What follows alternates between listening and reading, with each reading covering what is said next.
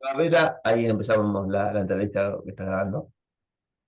El proceso, para comenzar para hacer la pregunta, sé que ha sido abordado por muchos puntos de vista.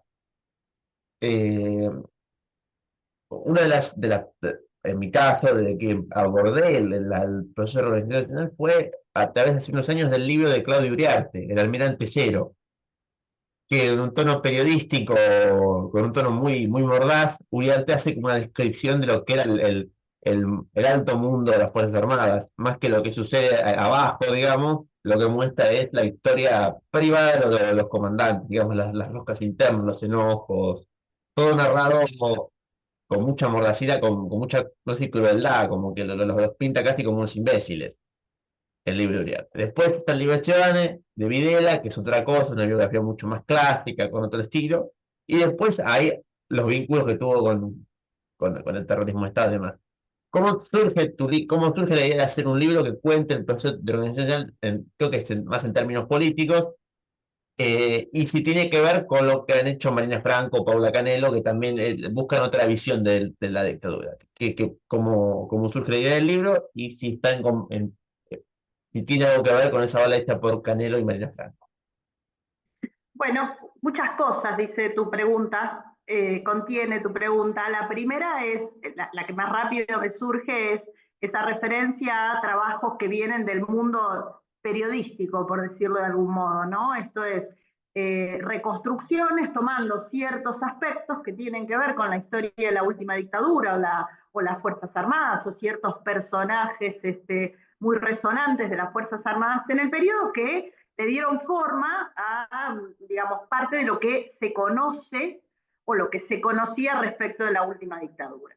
Entonces ahí tenés toda una vertiente de trabajos, de investigación que se hicieron fundamentalmente en el ámbito de la investigación periodística, a los que se van a sumar sobre todo a partir de los años 90 y de los años 2000, trabajos en esta línea que tuvo y que todavía tiene, ¿no?, tanta importancia en el ámbito académico en la Argentina, que son los estudios sobre la memoria. Entonces, ya no solamente reconstrucciones desde la investigación periodística, sino también testimonios de las víctimas, de quienes habían pasado, ¿sí?, o se habían visto afectados justamente por la violencia desplegada por las Fuerzas Armadas y de Seguridad.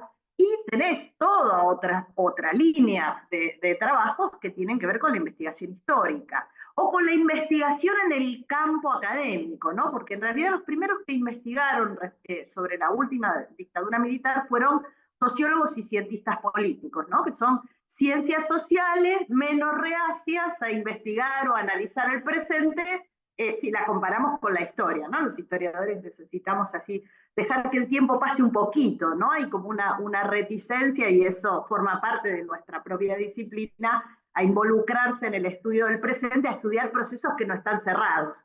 Y la última dictadura es un proceso histórico que tiene y sigue teniendo todavía muchos vínculos con el presente, ¿no? Esta conexión entre pasado y presente, de pasados que no pasan, todo aquello que ha sido tan estudiado, sobre todo en el campo de estudios sobre la memoria. Entonces, si vos me preguntás cómo se ubica mi libro en esta línea, yo te diría que yo soy una historiadora que trabaja en el ámbito de la universidad, soy investigadora del CONICET, además, digamos, soy una historiadora que se podría denominar profesional, o sea, me dedico a ello, vivo de eso, doy clases, investigo, etcétera, aquello que hacemos los historiadores o los cientistas sociales que nos dedicamos profesionalmente a esto.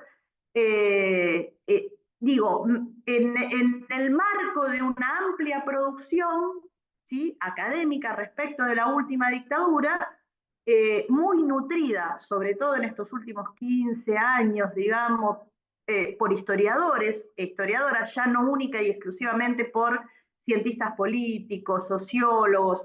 Hay también toda una línea de estudios que viene del campo de la economía, del campo del derecho, ¿no?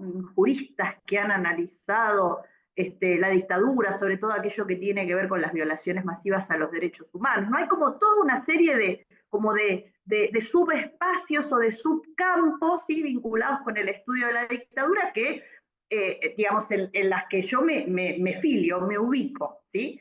La última cosa que digo en relación con esto es que los estudios sobre la última dictadura, si bien no son nuevos, es lo que estoy tratando de decir, ¿no? Digamos, desde los años 80, o sea, desde el momento en el que los militares estaban en el poder, ya había planteos, reflexiones, interpretaciones, estudios de distinto tipo, eso se profundiza en los años siguientes, además, como recién decía, contribuciones que vienen del campo del periodismo de la investigación, o de la investigación periodística, del campo de las memorias, etcétera, ¿no? Pero sobre todo en estos últimos 15 años, 15, 20 años, digamos, desde los 2000 para acá, ha habido un enorme desarrollo de esto que en la Argentina se denomina historia reciente, ¿no? Esto es, los historiadores que nos dedicamos a estudiar el pasado reciente. ¿Cuán reciente, sí? No tiene que ver estrictamente con una dimensión cronológica, sino con la relación que tiene ese tramo del pasado que se estudia con el presente, ¿no? Eso que decía recién respecto de los denominados pasados que no pasan, ¿no? Esos tramos del pasado que atraviesan el presente, que son parte del debate público y político, que convocan no solamente a los investigadores, sino que convocan a distintos actores sociales, políticos, académicos, etcétera. El pasado reciente es una parte de la historia que no es territorio exclusivo de los historiadores. Entonces, ese desarrollo de la historia reciente, que en la Argentina tuvo características muy específicas, tiene a la última dictadura como un momento de atención particular. Entonces, hay un importantísimo desarrollo de los estudios sobre la dictadura, la historia de la dictadura, en el que, digamos, mi libro se ubica. Yo lo que quería hacer era, concretamente, escribir una obra de síntesis, ¿sí? Actualizada, explicativa, que diera cuenta de ese proceso de renovación en los estudios sobre la dictadura, que sistematizara una interpretación, ¿sí? Como decía, actualizada, ¿sí? ¿Qué es lo que sabemos ahora? ¿Qué es lo que no sabíamos antes y ahora sabemos? Bueno, entonces la pretensión de mi libro era básicamente esto, escribir una obra de síntesis que además, y en términos generales no había, porque había una cantidad muy importante de trabajo sobre la dictadura, en la lógica en la que producimos los historiadores o los cientistas sociales, fragmentariamente, tomando ciertos temas, ciertos aspectos. Vos la citabas recién a Marina Franco, que es una historiadora, colega con la que, digamos, nos conocemos desde hace mucho, trabajamos juntas, formamos parte de proyectos de investigación, de espacios, etcétera, y Paula Canelo, que es una socióloga, que, digamos, han producido trabajos muy importantes en términos de esta renovación de los estudios y las interpretaciones sobre la lectura. Hay otra cantidad de gente más, digo, mi libro se ubica un poco en este marco, ¿no? De la renovación historiográfica sobre la temática. Te quería preguntar, como si querés, como corolario de la pregunta, es ¿qué opinas de los trabajos periodísticos? Si querés podemos hablar del... Bugliarti y Giovanni fallecieron los dos, así que no vamos a tener ninguna utilidad, pero ¿qué opinas de esos dos trabajos? Bien bestseller político, periodístico de los 90, o sea, producto bien de los 90, Sí. ambos dos.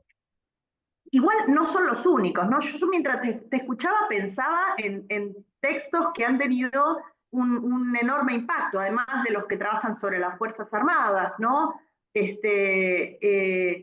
Algunos trabajos que se han ocupado de analizar desde el campo del periodismo, la violencia política del periodo, o la historia de las organizaciones armadas, o No sé, el vuelo de Berbisky, por ejemplo. Golazo, Berbitsky, Sioane, si hay una lista de gente que han trabajado sobre esos temas, ¿qué es lo que tiene la investigación periodística? Primero, mucha frescura, ¿no?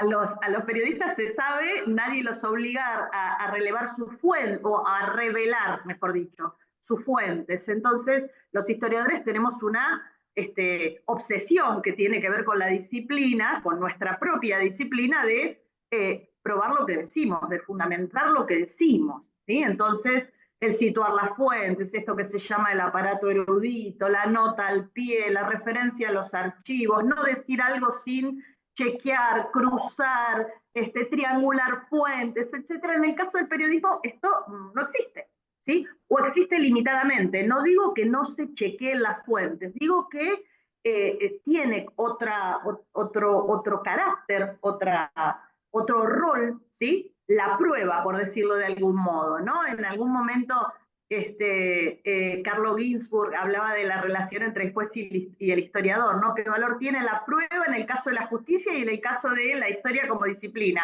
Podríamos decir lo mismo en el caso de la investigación periodística.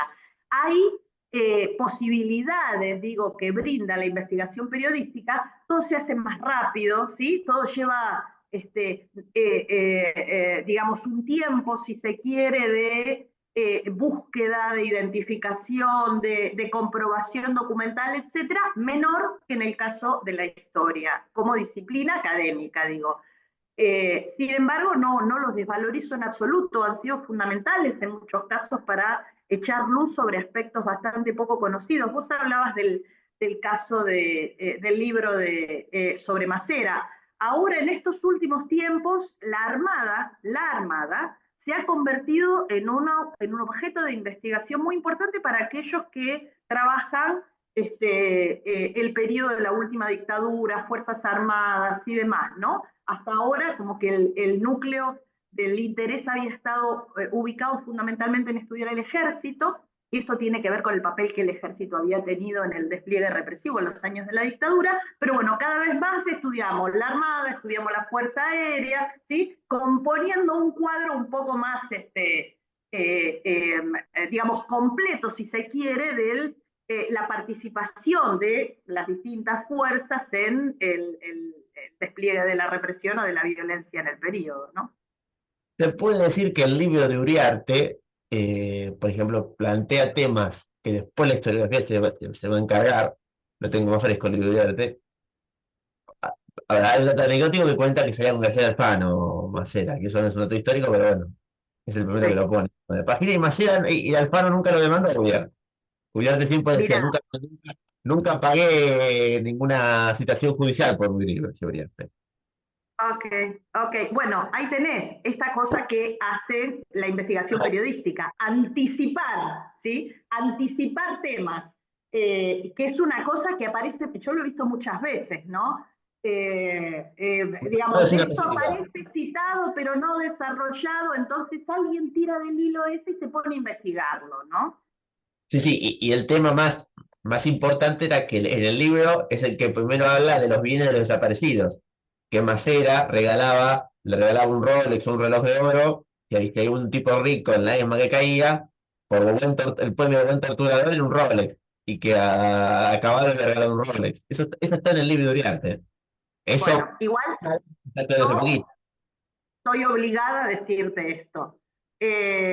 Dos cosas te voy a decir. Primero, que no es el primero que lo dice, porque las denuncias de quienes habían pasado, no solamente por la ESMA, sino por toda otra serie de centros clandestinos de detención que se vieron expoliados, robados, usar la palabra aquí que quieras, por parte de grupos operativos o las Fuerzas Armadas y de Seguridad, las policías, etcétera, es un relato común, muy común, en distintos lugares del país.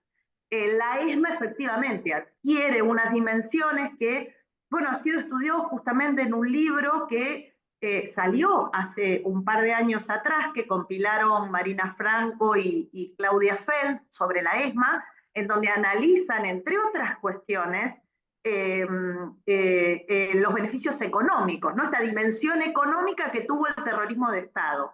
El libro lo publicó Fondo de Cultura Económica y es un libro excelente. Hay un artículo que en su momento, antes de que saliera el libro, antes o después, no recuerdo bien, publicaron Hernán Confino y Marina Franco concretamente sobre este tema, que, digo, si te interesa la cuestión, ahí hay una investigación en profundidad y además con una interpretación muy refinada, ¿sí? No es solamente contar aquello, sino también inscribirlo, ¿no? O sea, qué papel tenía el delito económico, los beneficios económicos, los robos, el delito común, ¿sí? En el proceso de implementación de la violencia por parte de las Fuerzas Armadas, en este caso de la Armada o de la Marina, la figura de Macera, y hay toda una serie de cosas que son muy interesantes, que tienen que ver, digo, con, bueno, esas dimensiones del terrorismo de Estado que van más allá de de exterminar a lo que se denominaba la subversión, ¿no? De eliminar a las víctimas.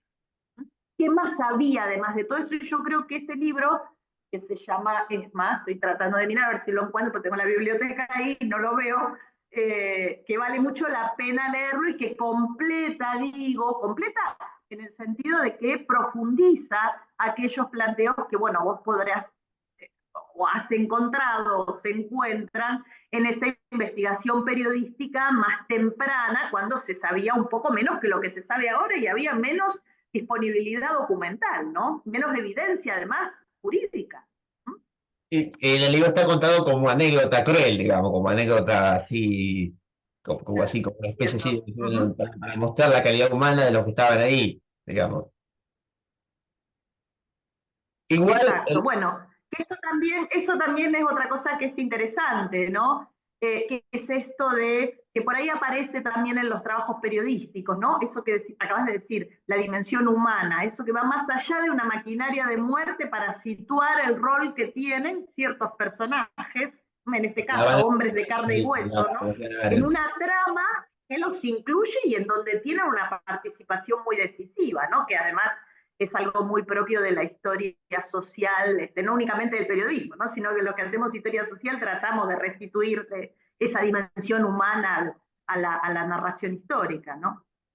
Sí, avanzando un poco sobre justamente ese tema, eh, ha sido abordado también en distintas posiciones ideológicas. También esto también me interesa discutir.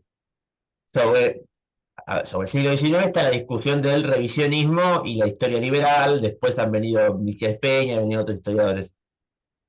Hay esa misma discusión sobre el proceso de reorganización nacional, digamos, una historiografía más marxista, los liberales, los que pueden llamar más cercanos al peronismo. Hay esa discusión sobre el porqué del proceso en la historiografía, digamos, visiones más marxistas, visiones más liberales, o hay, digamos, un acuerdo más pétreo en la historiografía, de decir, bueno, pasó esto. Mm, cuántas cosas que tiene tu pregunta. Yo no puedo evitarlo, así que voy a decir dos o tres cosas sobre lo que me preguntas. Lo primero, la Tomate como historiografía primero. argentina es, en estos últimos 40 años, cuando digo 40 años lo digo a propósito, estoy hablando desde la recuperación democrática para acá, ¿no? Sí. Muchísimo más compleja que lo que había sido en el periodo previo, ni hablar en el siglo XIX. Entonces, ¿por qué es más compleja? Por un montón de razones. En primer lugar, porque hace 40 años que hay democracia. Hace 40 años que los docentes, los investigadores, las investigadoras permanecen en sus puestos de trabajo, se suceden generaciones de profesionales, docentes e investigadores que no son expulsados de la universidad por golpes de Estado, por procesos represivos, por exilio, por cualquier circunstancia, y esto le ha dado una continuidad, ¿sí? En términos humanos, ¿no? En términos colectivos. Hay muchos más profesionales me centro en el campo de la historia, de las ciencias sociales en general, pero de la historia en particular, en estos últimos 20, 30 años que lo que habían existido en el periodo previo. Tiene mucho que ver con la estabilidad institucional, ¿sí? Porque uno es lo que hace, pero también lo que puede hacer y sus condiciones materiales de existencia, ¿sí? Si podemos laburar en la universidad, si tenemos tiempo para dedicarnos a la investigación, si podemos producir, ¿no? Dedicarnos profesionalmente a esto, introduzco otra cuestión. Esto no hubiera sido posible si no hubieran habido políticas públicas de ampliación del sistema científico-técnico.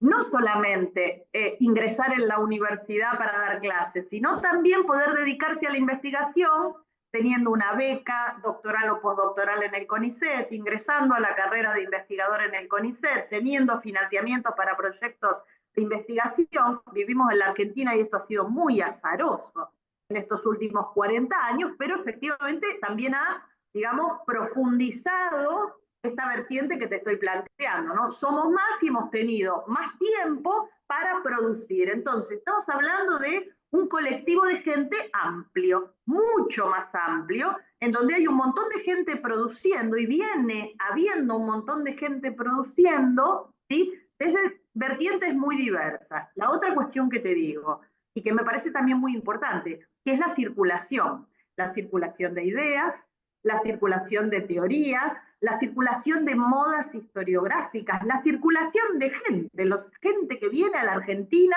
la posibilidad de viajar al exterior, de hacer un congreso internacional, ni hablar con los medios digitales, el Zoom y demás. Yo me acuerdo cuando yo estudiaba, yo me dediqué a la historia de América Latina. Sí, mi ámbito de formación es la historia latinoamericana contemporánea. Cuando yo empecé a estudiar en los años 80, tener un libro no publicado en la Argentina sobre, qué sé yo, México, Venezuela, Ecuador, Chile, Brasil, era una tarea imposible.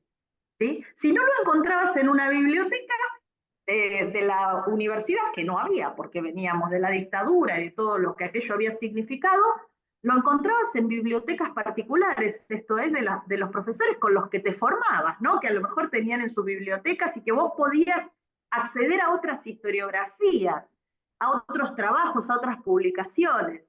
Entonces, eso ahora es moneda corriente, uno hace un clic y bajás libros, ¿sí? O sea, que no hace falta que el libro llegue a las librerías, sino que accedes de una manera tan rápida y esto hace que vuelvo a decirte, la circulación, los modos de abordar un problema, aquello que se convierte en una moda en la historiografía, ¿no? Los llamados giros, ¿no? El giro lingüístico, el giro emocional, el giro esto, el giro lo otro, el giro transnacional, o sea, llegue tan rápido a la Argentina como llega a cualquier otro lugar del norte desarrollado, ¿no? Las universidades más prestigiosas y los grupos de investigación más concentrados. Entonces, es una historiografía más compleja. Entonces, encontrar una vertiente u otra vertiente, digamos, es difícil, ¿sí? Está todo bastante más fragmentado. Esto no quiere decir que no haya posiciones o perspectivas que terminan siendo predominantes. Esto se sabe. Hay esto que se denomina consenso historiográfico, ¿no? Cierto tipo de interpretaciones, temas y demás que de pronto se vuelven moneda corriente, ¿sí? Nadie los debate, nadie los discute demasiado porque está ampliamente compartido por la comunidad de historiadores o de cientistas sociales, que la cosa va por ahí. Sí quiero decirte algo.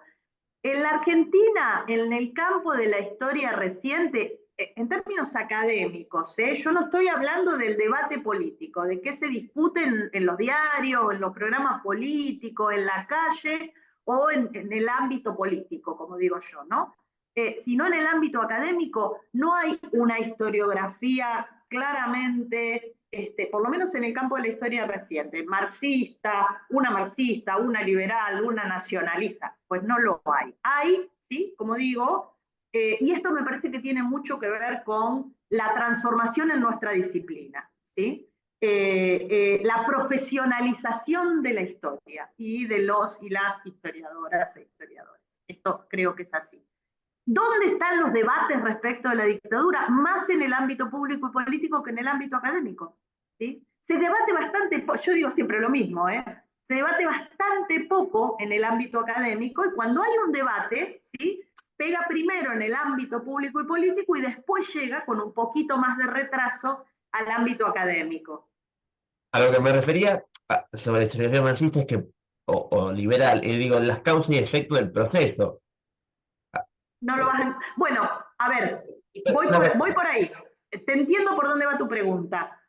Porque hay visiones que dicen, por ejemplo, que Malvinas es el último ataúd, como que Malvinas, como que Galtieri desesperado va a Malvinas y que eso es lo que proviene de la democracia. Digo, autores de izquierda, no lo digo despectivamente ni mucho menos, pero digo, esa es la tesis de algunos autores de izquierda, digamos, y los sectores, si se quiere, esto es un ejemplo, o los sectores, si se quiere, de la historiografía radical, Novaro, Pepe Maceió, no, bueno, el desgaste viene de unos 2 o 3 años y Malvinas es algo que viene en las Fuerzas Armadas hace por lo menos 100 años y en la cual como que, que se le da más protagonismo a veces a la historiografía que no es no marxista a los derechos humanos y demás.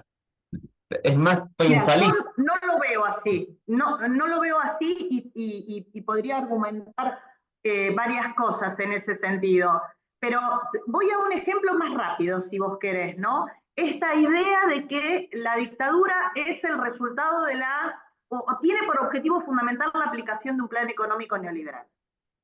Lo que ¿Sí? dice el kirchnerismo, Lo que dice, el discurso acá, digamos, lo que dice Cristina. claro, entonces hay una relación entre una causa estructural, digamos, la reestructuración del capitalismo, la aplicación, la implementación del neoliberalismo y la dictadura. ¿Sí?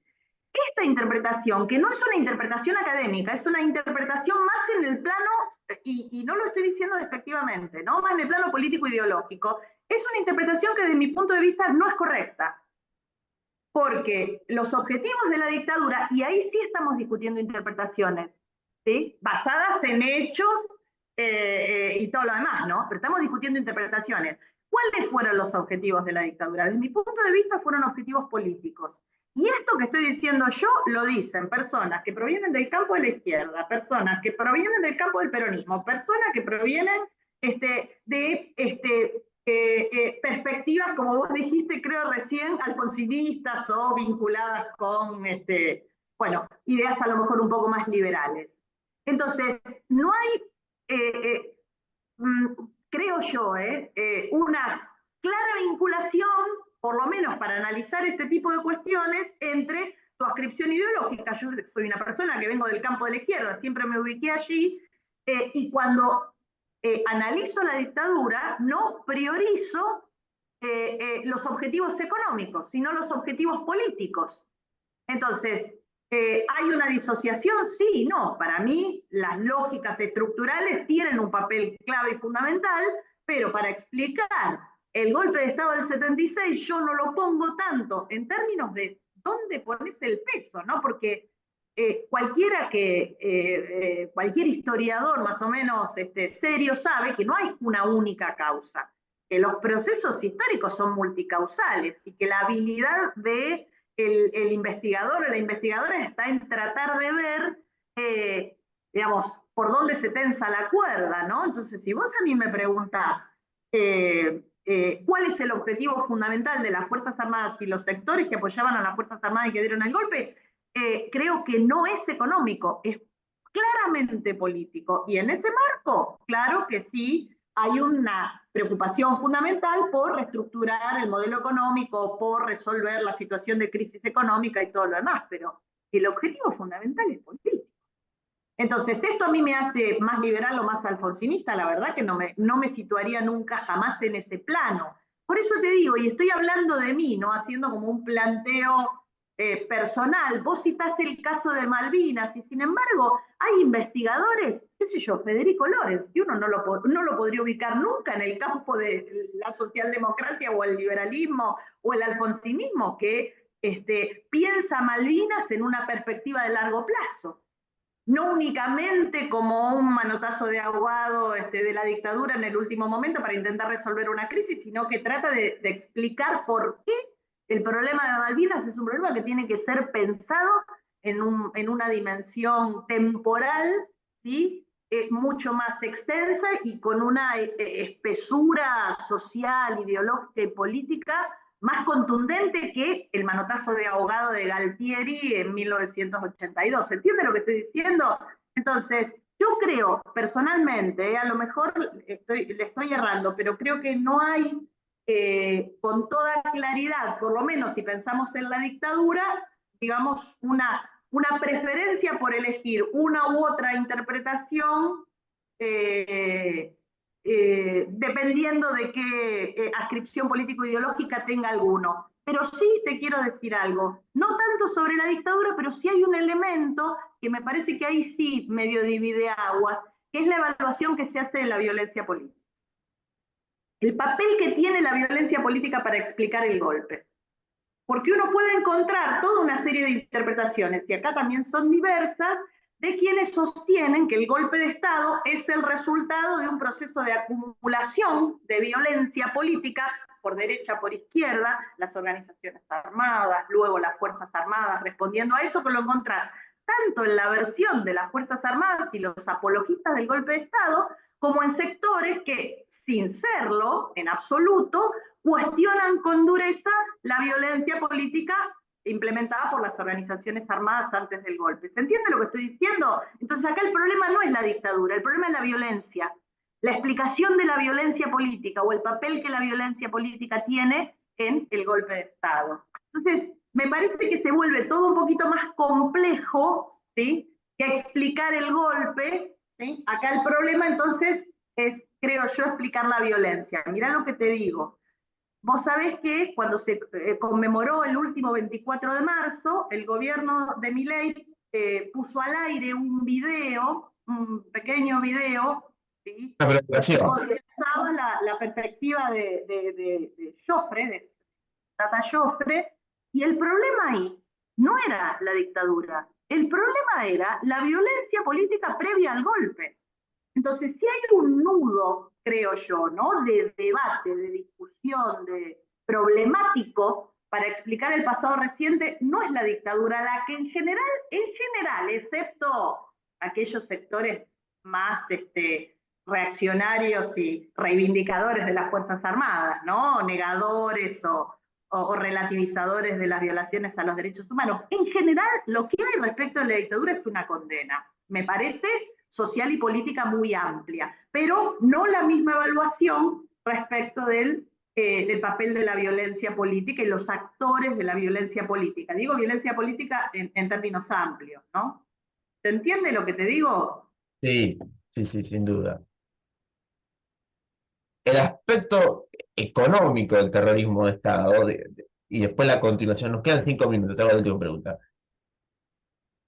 El liberalismo económico se pone como mainstream después del golpe.